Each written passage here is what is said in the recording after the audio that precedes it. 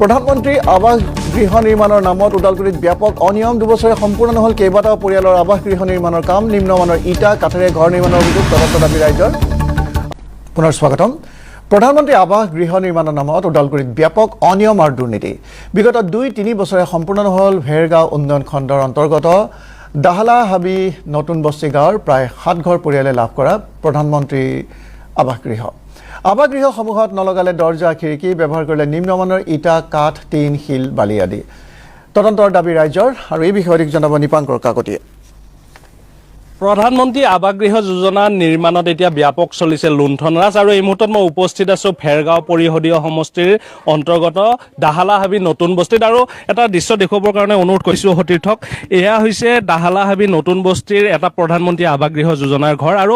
গৃহটো সম্পূৰ্ণ হ'বলৈ আৰু বেছি কাম বাকী নাছিলে কেৱল দৰ্জা খিৰিকী লগাবৰ কাৰণে বাকী আছিলে আৰু এনেধৰণেই প্ৰায় 7টাতকৈও অধিক ঘৰ ইয়াতে নিৰ্মাণ হৈছে কিন্তু এতিয়ালৈকে ঠিকাদাৰে যেনেধৰণে নিৰ্মাণ কৰি দিবলগীয়া আছিলে আজিলৈকে নিৰ্মাণ সম্পূৰ্ণ কৰি নিদিলে যাৰ বাবে এতিয়া যিসকল হিতাধিকাৰীয়ে ঘৰ পাইছিলে সেই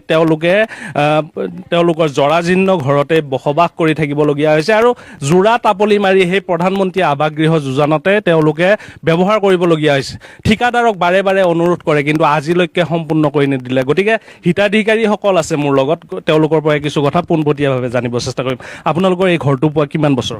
4 বছৰ চলি আছে এই কিহৰ কাৰণে সম্পূৰ্ণ হোৱা নাই কিহৰ কাৰণে মানে আমি পইচা উলাই দিলোঁ ঠিকাদাৰক এতিয়া তাৰপিছত দৰ্জা খিৰিকী আমাক নিদিলে দৰ্জা খিৰিকী দিম বুলি কয় ঠিকাদাৰে যাৱাৰ পিছত আৰু নেদে আৰু কোন আছিলে ইয়াৰ ঠিকাদাৰ মণিৰাম বড়ো আপোনাৰ পৰা 3টা কিস্তিৰ পইচা উলিয়াই লৈ গ'ল গোটেইকেইটা লাষ্ট কিস্তিটো উলিয়াই দিবা নখজানতে কৈছে উলিয়াই দি মই দৰ্জা খিৰিকী লগাই দিম টিংটো লগাই দিম বুলি ক'লা তাৰপৰা আমি আৰু সঁচা মানুহ পইচাটো উলিয়াই দিছোঁ উলিয়াই দিয়াৰ পিছৰ পৰা এতিয়াক লাগি আৰু ঠিকাদাৰে হেৰিয়ে কৰা নাই আৰু ফোন কৰিলেও কয় কৰি দিম বুলি কয় এতিয়া বাৰু ফোন কৰাও বাদ দিলোঁ ফোনে কৰা নাই যেনকৈ যেতিয়া যি কৰিব পাৰোঁ পাৰিম বুলিয়ে থাকিল আৰু আপোনাৰ নাম কি অঞ্জলি ডেকা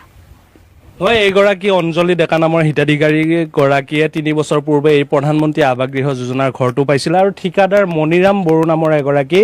মধ্যভোগী ঠিকাদাৰে তেওঁৰ যে প্ৰধানমন্ত্ৰী আৱাস গৃহ যোজনাৰ ঘৰটো নিৰ্মাণ কৰি দিয়া কথা আছিলে কিন্তু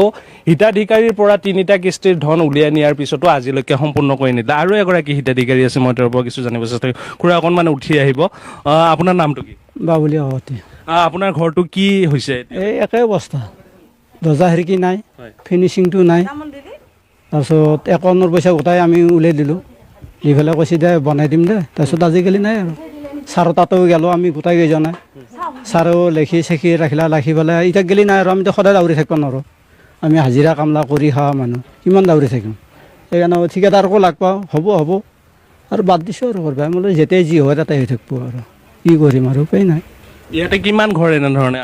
মোটামুটি মই জনাত 7টা ঘৰ আছে এনেকুৱা আৰু এইফালে এইটো ইমানটো ক'ব নোৱাৰোঁ এইফালে আমাৰ এৰিয়াত 7টা আছে আৰু ঘৰ দহলাহাবি নতুন বস্তিত 7টা ঘৰ আছে আৰু সেইটো চাতে গম নাপাওঁ কিমানৰ কি হৈছে ঘাট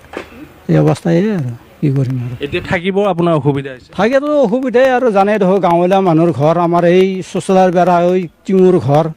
এই পাকাৰ পচচ লগাব নোৱাৰোঁ বতাহ বৰষুণ আহিলে চিন্তাত কঁপি থাকে ৰাতি এই বিচনাত বহি থাকোঁ এইদিনাখনে বতাহ বৰষুণ আছে বহি আছোঁ মই কি কৰিম উপায় নাই এইফালে টিঙৰ এক চেলা মাতে টিং ফুটো হাতীও নাই এই অৱস্থা আৰু কি কৰিম আৰু হয় এইসকল হৈছে খাটি খোৱা গাঁৱৰ হাজিৰা কৰি খোৱা লোক আৰু তেওঁলোকে প্ৰধানমন্ত্ৰী